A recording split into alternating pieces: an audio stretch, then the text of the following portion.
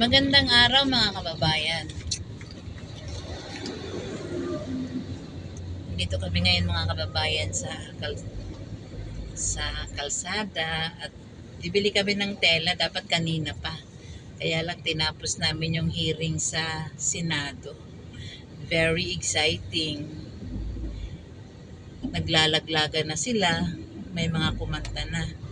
So, anong dapat nating abangan mga kababayan? Anong dapat nating abangan sa ganitong klaseng issue ng lipunan?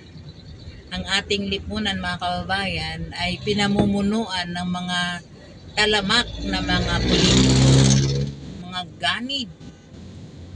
ganid sa bayan. Imagine mo mga kababayan, kumanta na ang mga diskaya kanina at ang daming mga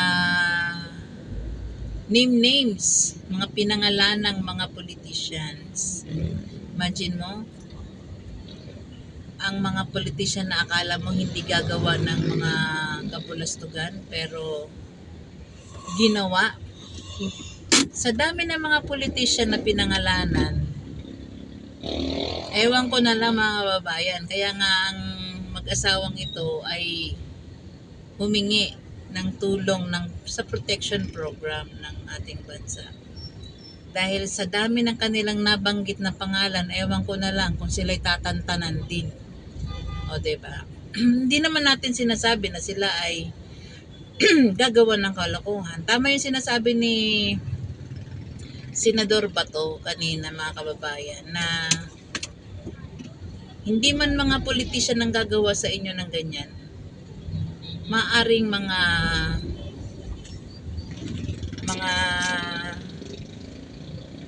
ano to mga kababayan, no? Itong mga motorsiklo, no? Sasalubong talaga sa mga malalaking truck. Yun po yung helmet nila. Kasi mga helmet pa naman din nila mga kababayan. Hindi mo masabing safe. Kasi nakakaano din itong mga motorista na to eh. Kaya tama yung sinabi ni Senador Bato mga kaibigan na maaring hindi ang mga politician ang gagawa, kundi yung mga taong walang takot sa gobyerno. O, diba? Kaya nakakalungkot. At isa pa, sa isang magandang event kanina, yung hiraman ng mga pick-up license, yung hiraman. Dati, itong si Arevalo, nung nasa Senado nung last pa, nung tinanong nakayuko at ayaw niya magsalita. Tapos ngayon mga kababayan, chin up na siya para ilahad kung sino yung nanghiram ng lisensya niya at yung nanghiram ng lisensya naman niya, itinuro yung dalawang engineers. Imagine mo, itong dalawang engineers na to, nagpapatalo sa kasino ng milyon-milyon. Hindi lang hundreds, talagang milyon. Tapos may mga luxury cars pa. Tapos tinanong kung magkano sweldo mo, 70,000 per month lang. Imagine mo, 70,000 per month. Ikaw naka-luxury car ka? Naka-luxury relo mo?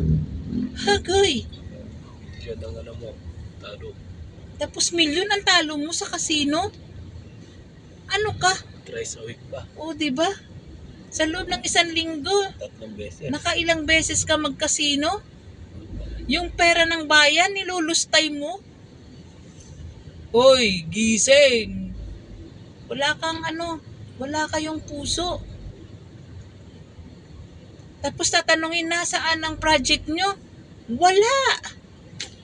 Ghost talaga. Lalakas ng loob ko. Ang lalakas ng loob. Imagine mo yung isang babae na nagpagamit, hiniram na nga niya ang lisensya niya, yung hiniram niya, pinahiram pa niya. Imagine mo, tinanong kung magkano malaking pera ang naidala mo sa opisina nila. Imagine mo, mga kababayan, 240 million. Ano pinaglagyan ng 240 million? Box lang.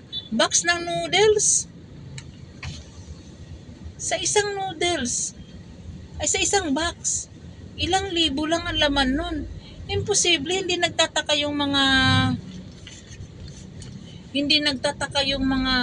nasa opisina kung ano yung mga box na ipinasok. Alam nga naman sabihin, office supplies lang yun. Tapos dinadala sa ni Alcantara, ni Hernandez, yung dinala sa opisina ni Hernandez yung kaperahang yun.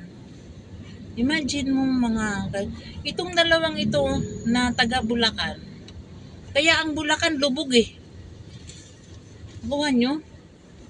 Lubog dahil sa kagagawa ng dalawang taong ito. Tapos sila yung kumuha ng project, gumamit ng lisensya ng iba. Pagkatapos, binayaran sila, palibhasa nandun sila sa DPWH na yan. At sila din ang pumipirma kung kompleto na ba yung proyekto. Nandun sila sa loob eh. Alam mo mga kababayan, kung magpapatuloy ang ganitong sitwasyon ng ating bansa, malamang sa malamang, hindi lang tayo lulubog sa baha, lulubog din ang mga mahihirap sa gutom. Okay sila dahil milyon-milyon ang kanilang pera. Pero dapat may managot. May managot dapat mga kababayan sa pinagagawa nila. Kasi hindi na makatao ang ginawa ng mga to. Hindi na makatao mga kababayan. Yung entire na hearing ng Senado kanina, talagang makikita mo ang pagiging ganid ng mga tao. Wala pa doon yung iba. Wala pa doon yung ibang iniimbestigahan mga kababayan. Ilan pa lang yun sila. 15 yun. 15 na company yung iniimbestigahan. Dahil, siyempre, yung iba dyan nasa website ng sumbong sa Pangulo. Kaya wala pa yung iba.